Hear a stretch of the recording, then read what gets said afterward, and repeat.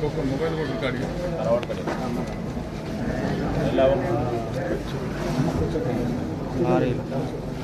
ఈరోజు మన దేశానికి సంబంధించిన మాజీ ప్రధాని, ఒక గొప్ప నాయకుడు రాజీవ్ గాంధీ గారి వర్ధంతి సందర్భంలో మరి మా మిత్రులము మేమందరం కూడా కలిసి గొప్పగా నివాళులు పలుకుతూ రాజీవ్ గాంధీ ఆశయాలను ముందుకు తీసుకెళ్లే ఒక బాధ్యతలో భాగంగా మా కాంగ్రెస్ పార్టీ నాయకులమందరం యువజన కాంగ్రెస్ కానీ, ఎన్ఎస్యుఐ కానీ, మహిళా కాంగ్రెస్ కానీ, SC cell, ST cell, BC సెల్కు సంబంధించిన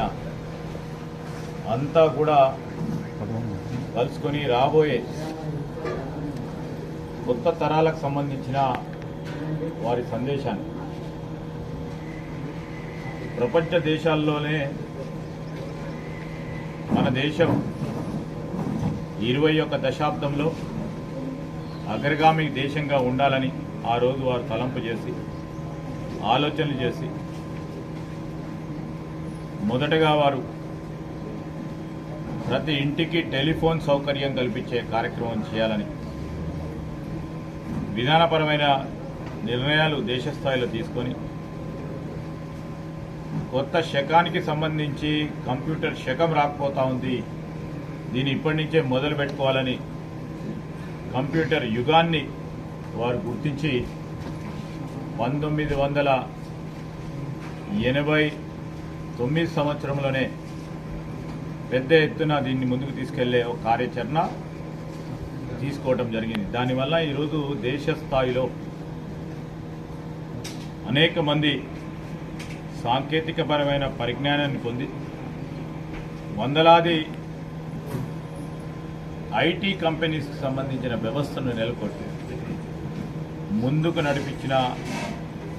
కార్యాచరణ తీసుకొని మొదలుపెట్టడం జరిగింది. రాజీవ్ గాంధీ గారు యువతరాన్ని ముందుకు తీసుకెళ్లే ఒక కార్యాచరణ తీసుకొని 18 సంవత్సరాలకే ఓటు హక్కు ఇచ్చే కార్యక్రమం చేసింది. దాంతోపాటు ఈరోజు స్థానిక సంస్థల పూర్తి స్థాయిలో అధికారాలు ఉండాలని 73, 74వ రాజ్యాంగ సవరణలను పూర్తి స్థాయిలో తీసుకొచ్చి క్షేత్రస్థాయిలో, గ్రామీణ స్థాయిలో, మన మండల స్థాయిలో మరి అక్కడ ఉన్న ప్రజాప్రాతినిధ్యం కానీ ప్రజలకు చేరువలో అధికారం ఉండాలనే తలంపుతో